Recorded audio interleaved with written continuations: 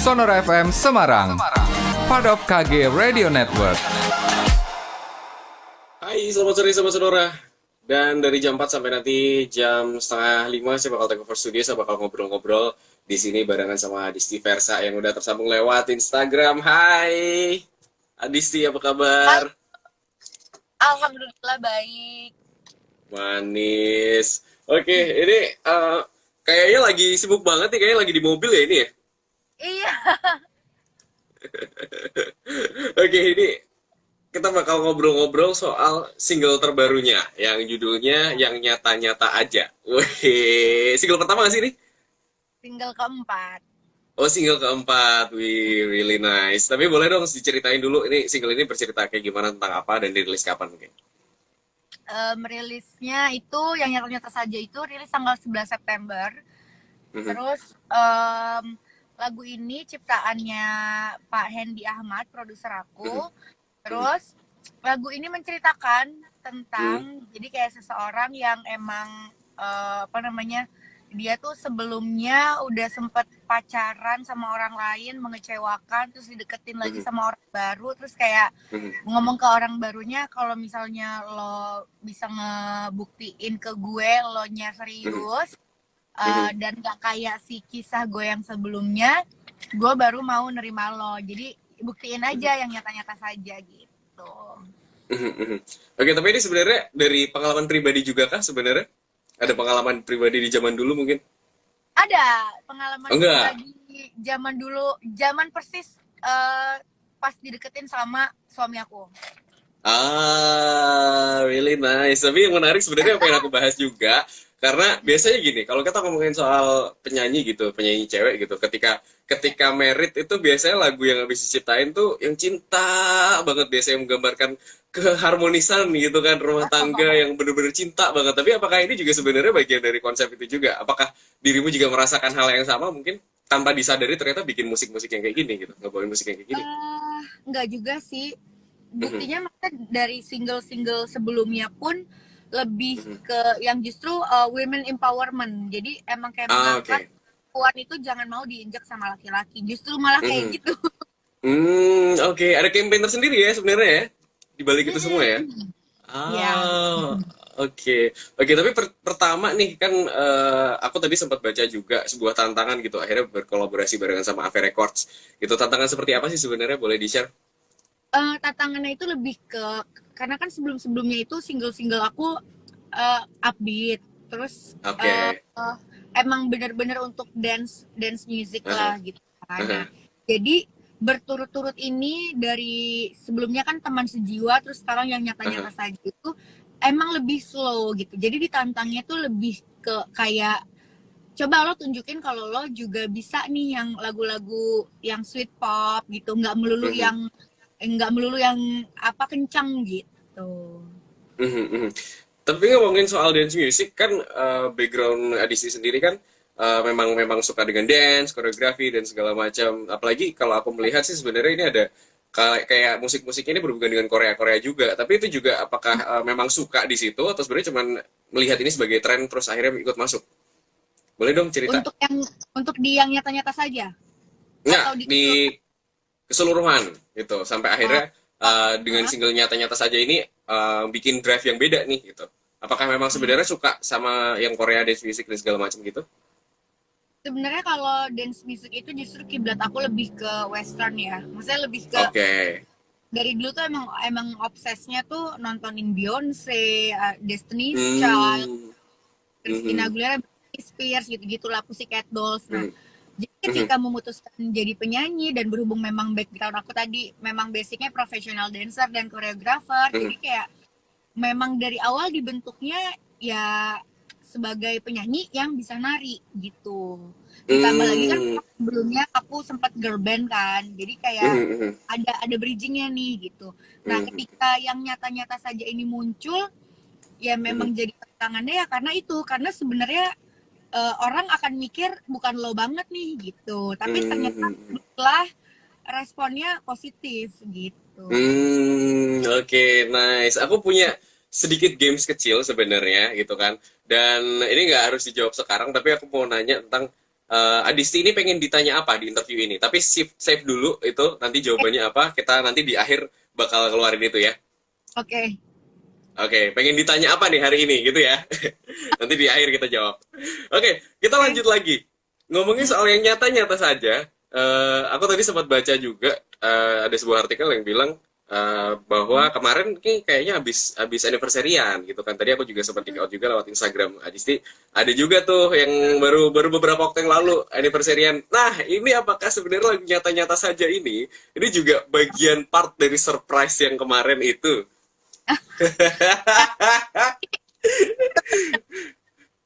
Sebenarnya memang suami aku tuh nggak tahu kalau lirik lagunya akan seperti itu gitu. Cuma rilisnya itu seminggu sebelum anniversary.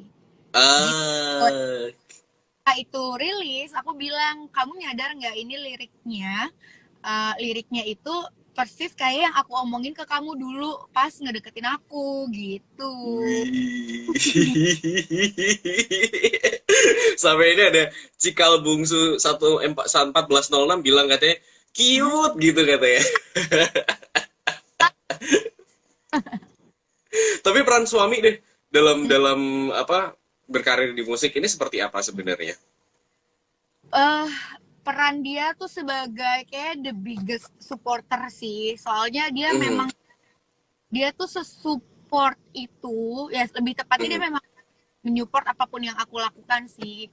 Terus ketika aku sebagai solois sekarang udah bener pas profesi nari dan fokus di sini, dari awal dia memang banget. Bahkan di awal single aku itu produsernya dia gitu sampai kafe iya gitu. Oke, tapi cerita ketemu sama Ave Record gimana tuh? Ceritanya tuh jadi gini, jadi namanya manajer aku dulu itu adalah manajernya suami aku juga. Jadi kita satu manajemen dan satu manajer. Terus istrinya manajer aku, Ave kan lebih ke musik kan. Ketika waktu itu manajemen aku sebelumnya makin lama musiknya makin berkurang, akhirnya serah terima nih dari mantan manajer istrinya. Jadi jadi kayak ya udah nih bisa nggak kalau Adis di handle di Ave? Oh bisa banget gini. Ya udah, jadi aku jadi jatuhnya suami si manajer aku ini megang suami aku ya yang megang aku gitu. Jadi istri. Tapi menarik ketika ngomongin tadi suami bener-bener support gitu ya, Mas Gilang bener-bener support nih apa yang dikerjakan sama Adisti gitu. Nah, tapi kalau misal kita ngomongin dari segi musik gitu, yang aku tahu sih Mas Gilang juga kayaknya memang ada interest juga di musik gitu kan dengan gayanya dia gitu. Nah, apakah ketika misalnya dirimu ini menciptakan sebuah lagu atau ngomongin soal musik ini bisa jadi insight juga? Sebenarnya sih sampai sekarang pun dia masih obses ya untuk jatuhnya kayak dari awal dia terjun ke dunia entertainment tuh memang tujuannya gitu. Dan berapa single yang lumayan banyak sih, cuma ya gitu lebih di dunia presenter. Kayaknya justru karena dia kurang beruntung di bagian situ untuk saat ini, jadi support ke akunya tuh berlebih gitu. Oke, tadi sih ini kan dibawa yang bikin Mas Hendy Ahmad ya. Nah ini ngebawain sebuah lagu yang diciptakan sama Mas Hendy Ahmad ini, apakah ada rasa beban atau tantangan atau sebenarnya ceritanya gimana tuh sampai akhirnya Mas Ahmad ini nyodorin satu lagu ini? Jadi Bapak Hendy Ahmad ini kebetulan kan memang produser saya ya, Ave Records juga. Abu Bakar kayak gimana? Pak Hendy Ahmad sahabat kita semua. Jujur aku tersanjung sih, maksudnya kayak disodorin lagunya itu ke aku gitu kan. Jadi kayak yang nih Pak gitu kan, iya coba dengerin dulu aja Dis gitu kan. Kan memang Pak Hendy tuh emang down to earth banget ya, maksudnya emang humble banget. Jadi kayak Adis dengerin aja dulu, nanti Adis nilai dulu mau apa enggak gini gitu ya. Pas aku denger, perhatiin liriknya, musiknya juga catchy gitu kan. Jadi kayak dia mau aku yang bawain dong please kayak gitu aku. Tuh. Oke, tapi apakah sebenarnya ini juga dari ada surprise tersendiri lagu ini memang khusus diciptakan yang ngebawain Adisti atau sebenarnya memang lagu ini mau dikonsepkan untuk yaudah ini nanti siapa aja bisa ngebawain gitu. Kalau itu jujur aku nggak pernah nanya loh, kenapa aku nggak nanya? Jadi bisa tuh ditanyain tuh, jangan-jangan sebenarnya waktu nyiptain lagu ini Mas Hendy tuh kayak melihat wah ini kayaknya momen yang pas nih Adisti mau anniversary-an terus dibikinin, mungkin kan berawal dari curhatan-curhatan, kadang-kadang kalau seniman-seniman kan bisa jadi lagu tuh. Tapi coba nanti aku tanya, ini bener-bener buat aku apa kebetulan aja lagi ketemu aku gitu ya. Nah, apa yang ngebikin kamu jatuh cinta sama lagu ini gitu? Apakah mungkin liriknya ataukah mungkin dari melodinya justru? Pertama musiknya. Aku masih stuck di mood yang emang pengen sweet pop dari sejak teman sekolah. Jadi kayak pengen yang masih melambai-lambai lagi, masih pengen nyoba lagi gitu kan. Terus pas aku merhatiin musiknya kayak didengerin ini nempel sih gitu kan.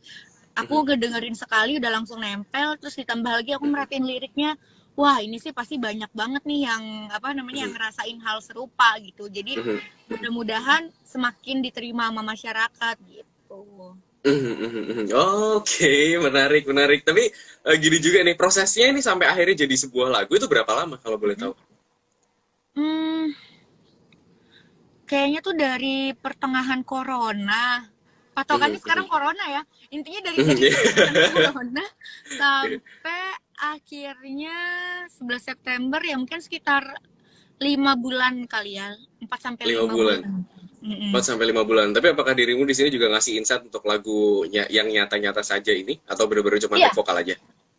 Ngasih insight juga kayak misalnya aslinya itu Pak Hendy bikinnya yang nyata-nyata aja. Oke. Terus setelah aku perhatiin Pak gimana kalau jadinya yang nyata-nyata saja supaya nggak ke anak muda doang nih gitu.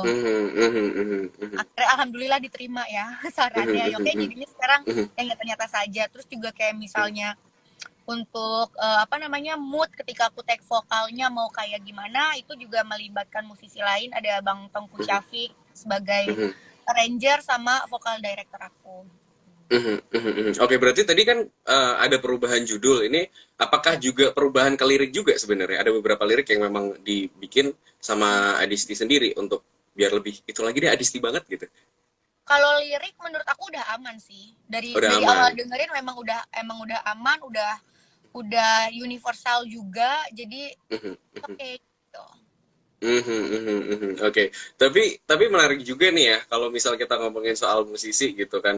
Nah, kerjasama dengan Ave Records ini apakah memang gimana ya kalau ngebahasainnya?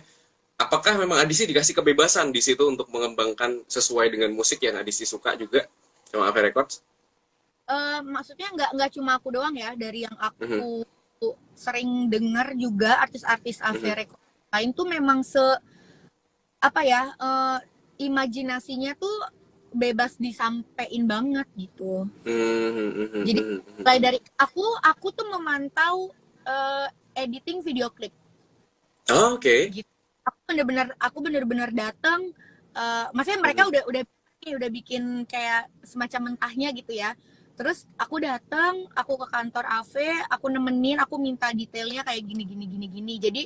Jadi kita memang sebebaskan untuk turun tangan sebanyak mungkin karena kan jatuhnya itu mewakili kita kan. Oke, mengambil keputusan di tengah corona gitu ya. Di tengah corona ini kan bisa dibilang banyak yang pekerja kreatif tuh merasa ada sebuah tantangan tersendiri gitu. Nah, apakah di sini kamu melihat bahwa sebenarnya ini momentum yang pas juga ketika mengeluarkan lagu yang nyata-nyata saja ini? Jelas sih, karena kan dengan adanya pandemi ini kita jadi kayak di waktu lebih banyak untuk gimana caranya tetap produktif kan. Nah, untuk musisi pasti malah akan jadi banyak inspirasi, banyak bengong yang apa namanya menimbulkan karya-karya yang bahkan lebih matang gitu karena nggak ada kesibukan lainnya kan gitu. Oke, tadi sempat disinggung juga soal musik video gitu. Musik video ini sendiri sebenarnya dirilis kapan juga, sama yang garap siapa, dan juga apakah dirimu juga ikut mengkonsep ini secara sepenuhnya? Ya, jadi video klipnya rilisnya emang berbarengan sama kita rilis single, jadi sama-sama di tanggal. Untuk konsepnya sendiri aku ikut menentukan karena dari awal itu kan kemarin itu pas lagi new normal kan. Jujur aku masih berani kalau ada storyline yang mengharuskan ada model gitu. Kalau bisa seminimal mungkin lah kita ketemu sama gitu kan. Akhirnya diputuskan konsepnya ya udah kayak aku nyanyi sambil bercerita aja, tapi mengangkat sisi lain dari aku yaitu fashion gitu. Gak into fashion sebenarnya kan, jadi kayak ya udah ini lagi aku sendiri, terus ada storyline kita angkat nya bener-bener dipikir mau di studio mana, terus konsepnya di setiap scene tuh mau pakai baju apa, detailnya gimana, stylistnya siapa dan lain-lain. Oke, berarti ini bisa dibilang kayak it's like a baby ya for you ya, bener-bener kayak wah gila mantap. Oke, tapi sekarang kita sedikit main games juga. Sebutin 5 playlist yang lagi didengerin akhir-akhir ini deh. 5 playlist yang lagi didengerin. Mulan yang baru. Terus yang nyata-nyata saja. Terus teman sejiwa juga tetap on the list. Bohemian Rhapsody as always. Apa namanya? Ice cream. Selena Gomez ya. Betul. Nah, ini berhubung itu juga kayak kemarin habis bikin video juga tuh di YouTube ya kan. Bisa diceritain juga tuh. Kayak menarik banget. Ya, jadi apa ya, orang-orang tuh, aku sih niatnya gini loh, pengen ngingetin orang-orang kalau ini masih Adisti Versa yang menari loh gitu kan. Aku memang meninggalkan profesi itu demi fokus ke nyanyi, tapi aku masih secinta itu sama nari. Jadi di konten YouTube aku ya, ini sebenarnya baru bener-bener awal banget bikin konsep ini. Jadi kayak yang, ayo dong apa ya supaya orang-orang masih notice nih sama gue as a dancer gitu kan. Akhirnya tercetuslah itu collab juga sama temen aku, dia koreografer namanya Sandri.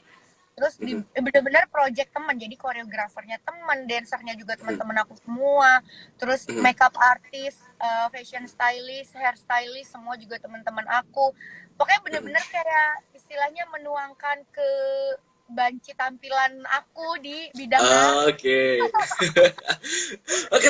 tapi ini kan berarti apa ya, dancing ini udah jadi hobi dan juga jiwa lah dari seorang Adisti gitu. Nah, ketika ini drive-nya ke musik ini bener-bener beda, kontras banget gitu. Ngerasa sayang nggak sih meninggalkan yang kemarin dancing itu? Sebenarnya enggak sih, karena belajar pengalaman. Jadi waktu aku masih berusaha mempertahankan narinya itu. Girl band nyanyi sambil nari juga ya. Cuman maksudnya kayak gimana caranya aku pengen tetap as a professional dancer gitu loh saat itu. Tapi ternyata ya alay. Jadi bener-bener girl kayak no one knows gitu. Padahal sudah di label dan manajemen yang besar pada saat itu. Terus kayak akhirnya sekarang ketika memutuskan soloist, kayaknya gue harus ngalahin salah satu nih. Really nice. Kita punya obrolan yang seru banget nih sore hari ini ya, ngomongin soal Drive juga sampai jadi musisi sekarang dan single terbaru yang nyata-nyata saja. Ini sebelum berakhir tadi kan apa sempat mention di awal hari ini Adisti pengen ditanyain apa sih sebenarnya? Pak, aku bingung sama pertanyaan itu loh.